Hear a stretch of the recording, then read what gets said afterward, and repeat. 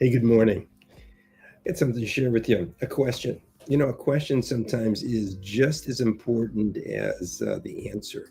Because a question, I think, is really important because it provokes you to think and to really kind of dig down deeper in your soul. The question I have, and I got in my journaling this morning, that's why I'm going to share it with you, was, are you living your calling in every area of your life, in everything that you do? Are you living your calling? Well, you might say, well, I don't know. I don't know what my calling is yet. I'm still trying to find myself.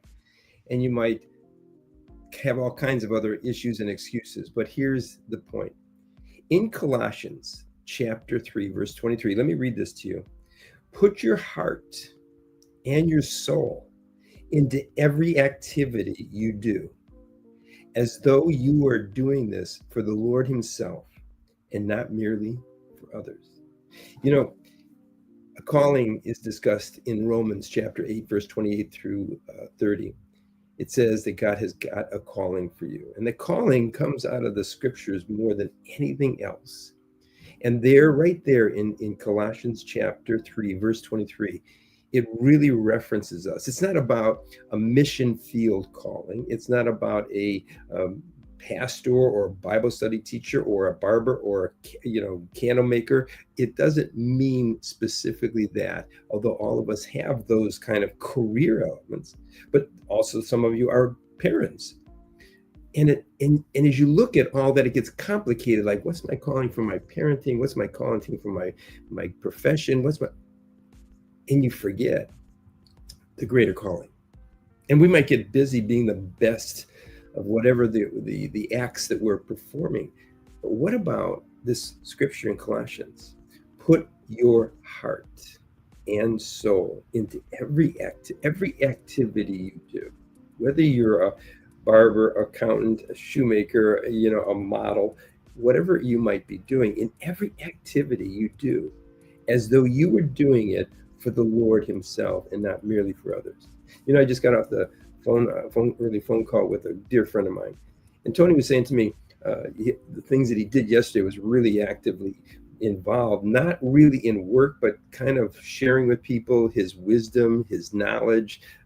They were asking questions about properties and investments, and he was sharing from over 50 years of experience, but he was doing it not for pay. But the reality is, he was doing it under this particular scripture. Put your heart and soul into every activity you do, as though you were doing it for the Lord Himself and not merely for others. Doesn't discount others. Those are people that are children of God, that God has sent you to minister to, with your talents, with your gifts, with your giving, with your sensitivity, with your inspiration, with your teaching, with all of the gifts that are different than the calling. Our calling is to truly do as unto the Lord everything, everything as unto Him. Imagine that. You don't need a whole big job description on that particular case scenario with the scriptures. But here's what I want for us. I know I'm going to do today. I hope you would do the same. Is really examine each time that you're doing anything, as small as a little thing to a large, impactful thing. As you're parenting, are you doing it as unto the Lord, or are you doing it just to do what you need to do, or to do it as a good parent? See, there's differences in those parameters, in those levels of understanding in your heart and soul that the scripture talks about. Are you really doing your work today, whether you're a secretary, a doctor, a barber, or whatever it might be? Are you really doing it with all your heart, with all your mind, as if it wasn't to the person that you're doing it for? Or even if there's no people around, you're doing maybe cleaning house, or maybe you're cleaning a building, or maybe you're plowing snow. I hope that doesn't happen too often or too early. But in turn, the reality is, are you doing it as unto the Lord? Are you in His presence, realizing He is right with you? He's within you, and that He is gleaming with just joy because He's looking at your heart and at your soul, and He's seeing that you're doing it as unto Him. That changes the game, because the byproduct of that, and this is what I don't want you to walk away and not hear, the byproduct of living out your calling in this instruction in Colossians 3, verse 23, will bring you such joy, such contentment, such fulfillment, that your life will be transformed, because your mind, your heart, your soul will be renewed, as it talks about in Romans chapter 12, verse 2.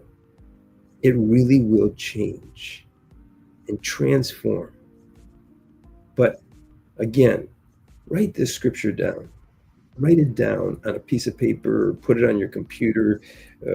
Just keep it in front of you, that it continues to remind you, continues to refresh you, continues to update you on the check and balance. Are you really doing what you're doing when you're doing it to the fulfillment of your calling through the instructions that come out of Colossians 3, verse 23? In the comments, let me know your thoughts about this. Let me know what you are feeling or going into relationship of where this is at, to really, really bring forth the blessing of what's before you.